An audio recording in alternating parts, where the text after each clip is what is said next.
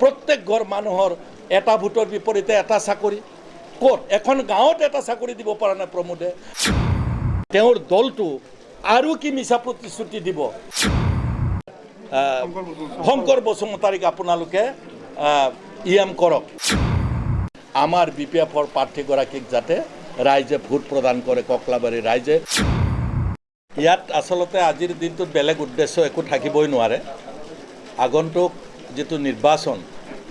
ককলাবাৰী বাই election হৈছে MCL constituency সেই সমষ্টিৰ নিৰ্বাচনক লক্ষ্য কৰিয়েই আমি আপোনালোকক আজি দুআষাৰমান ক'ব বিচাৰিছোঁ নীতিগত কাৰণত 40টা সমষ্টিৰ ভিতৰত যোৱাকালিলৈকে ককলাবাৰী সমষ্টিটো আটাইতকৈ ইম্পৰ্টেণ্ট সমষ্টি আছিল কাৰণ ইয়াৰ চিফ প্ৰমোদ বড়ো ডাঙৰীয়াৰ ইয়াৰ প্ৰতিনিধি আছিল আৰু প্ৰতিনিধি হোৱাৰ আগত প্ৰমোদ বড়ো ডাঙৰীয়াই বিভিন্ন প্ৰতিশ্ৰুতি ইয়াত প্ৰদান কৰিছিল 1 নম্বৰ তেওঁ ককলাবাৰীত ঘৰ বনাব দুটা সিটৰ ভিতৰত গৈবাৰী আৰু ককলাবাৰীৰ ভিতৰত এৰি দিব লাগিলে গৈবাৰী এৰি দিব আৰু ককলাবাৰীৰ তেওঁ সিটটো ৰাখিব এই যে চৰম মিথ্যা কথা 1.5 বছৰ পিছতে তেওঁ ক'লে ককলাবাৰীৰ ৰাইজে ভোট তেওঁৰ বিৰুদ্ধে সাব্যস্ত কৰি তেওঁৰ দলৰ বিৰুদ্ধে সাব্যস্ত কৰি আসলতে আজিৰ দিনটোত তেওঁৰ দলক পৰাজিত কৰি তেওঁৰ এই মিছা কথাৰ উত্তৰ দিব বুলি আমি আশা কৰিছোঁ 1 নম্বৰ লগে লগে একমাত্ৰ মন্ত্ৰী এই সময়ত বন্ধুবৰ ইউজি ব্ৰহ্ম ডাঙৰীয়া UPPLৰ তেওঁৰ সমষ্টি এইটো সেইকাৰণে আটাইতকৈ ইম্পৰ্টেণ্ট এই ককলাবাৰী সমষ্টিটো ইউজি ব্ৰহ্ম ডাঙৰীয়াৰ যোৱা প্ৰায় 1.5 বছৰ কাৰ্যকালত উল্লেখযোগ্য কি কাম কৰিছে তেওঁ উল্লেখযোগ্য কাম আমি যেতিয়া সভা সমিতি UPPLৰ শুনো তেওঁলোকে ডেভেলপমেণ্টৰ কাৰণে আহিছে বুলি কয় তেওঁলোকৰ ডেভেলপমেণ্টৰ খতিয়ান ক'তো তেওঁলোকে দাঙি ধৰিব পৰা নাই তেওঁলোকৰ প্ৰতিশ্ৰুতি কি আছিল প্ৰথম প্ৰতিশ্ৰুতি আছে 15 দিনৰ ভিতৰত তেওঁলোকে মানুহক ভূমিপট্টা দিব নাচি সমগ্ৰ BTCৰ মানুহক UPPL আৰু তেওঁলোকৰ বন্ধু দলবিলাকে প্ৰতিশ্ৰুতি দিছিল কিন্তু আজিৰ দিনটোত 15 দিন 1 বছৰ 15 দিন 2 বছৰ 15 দিন নে 5 বছৰ 15 দিন পিছত কৰিব সেইটো কোৱা নাছিল কাৰণেই তেওঁলোকৰ 15 দিনটো আজিলৈকে নাহিল আৰু ইয়াত যিবিলাকে ভূমি সমস্যা ভোগী আছিলে তেওঁলোকৰ বহুত বিশ্বাসত এটা সলনি কৰিছিল ইয়াৰ পটভূমিটোত সলনি কৰিছিল আজি তাত প্ৰমোদ বড়ো সাংঘাতিক ধৰণে ফেইল কৰিছে 2 নম্বৰ প্ৰত্যেকগৰাকী মহিলাক আকৰ্ষণ কৰিবৰ কাৰণে তেওঁলোকে ৭৫,০০০ কৈ টকা তেওঁলোকে চৰকাৰত অহাৰ লগে লগে দিম বুলি কৈছিল আৰে তেওঁলোকে চৰকাৰত অহা এতিয়া 2টা বছৰ হ'বগৈ আৰু তেওঁলোকে কেইটা মহিলা গোটক ৭৫,০০০ মিছা কথা কৈছে গোটেই নিৰ্বাচনটোত তেওঁলোকে কিছুমান মিছা কথাৰ পেকেজ ৰাইজৰ আগত ৰাখিছিলে সেই মিছা কথাৰ ভিতৰত মহিলাসকলক ঠগিবলৈ ৭৫,০০০ টকা সেই মিছা কথাৰ ভিতৰত প্ৰত্যেক ঘৰ মানুহৰ এটা ভোটৰ বিপৰীতে এটা চাকৰি কত এখন গাঁৱত এটা চাকৰি দিব পৰা নাই প্ৰমোদে মই জনাত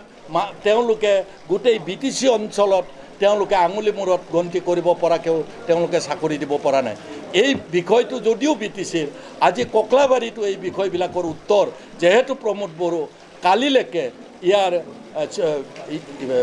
MCL হৈ আছে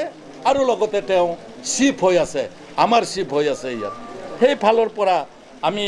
তেওঁক বা তেওঁৰ দলটো আৰু কি মিছা প্ৰতিশ্ৰুতি দিব এতিয়া জিকিবৰ কাৰণে যিগৰাকী প্ৰাৰ্থী আপোনালোকে ভালকৈ জানে আমাৰ যিগৰাকী প্ৰাৰ্থী আছে সেইগৰাকী প্ৰাৰ্থী আপোনালোকে মোতকৈ ভালকৈ জানে তেওঁৰ স্থিতি সম্পৰ্কে গতিকে তেওঁলোকৰ প্ৰাৰ্থীগৰাকী খুব ব্যৱসায়িক দৃষ্টিভংগীৰে সৌখিদিনালৈকে কাম কাজ কৰিছিল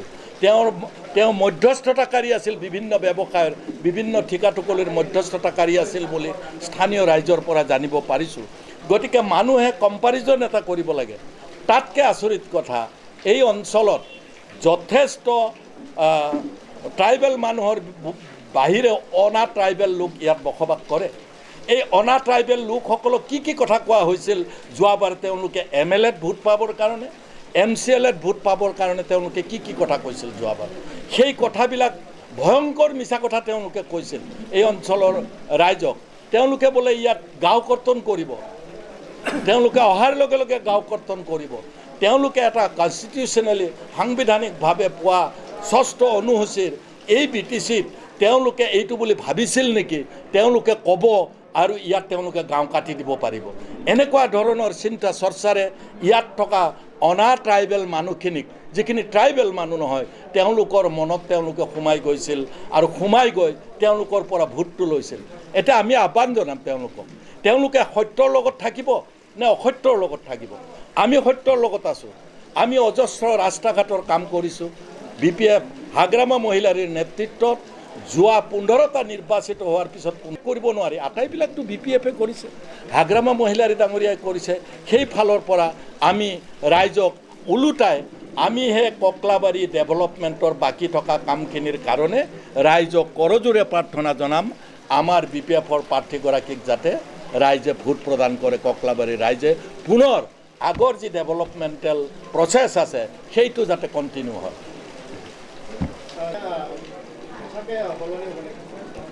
শংকৰ বসুমতাৰী জিকি যায় নহয়, আপোনালোকে জানে আজিৰ দিনটোত BPFৰ নেতা হাগ্ৰামা মহিলাৰীৰ কাৰণে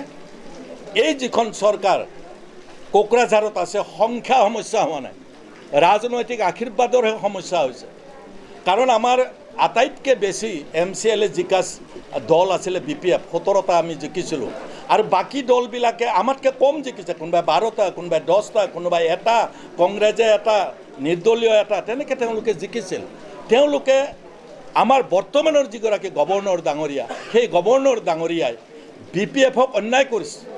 আটাইতকৈ বেছি আসন পোৱা 17খন আসন পোৱা BPF দলক কি কাৰণত গভৰ্ণৰ ডাঙৰীয়া চৰকাৰ কৰিব নিদিলে আজিও প্ৰশ্নবোধক চিন আছে। মই ভাবোঁ ইয়াত ৰাজ্য চৰকাৰৰ পৰামৰ্শৰ প্ৰয়োজন হয় গভৰ্ণৰৰ। গতিকে সেই পৰামৰ্শ মতেই আমাক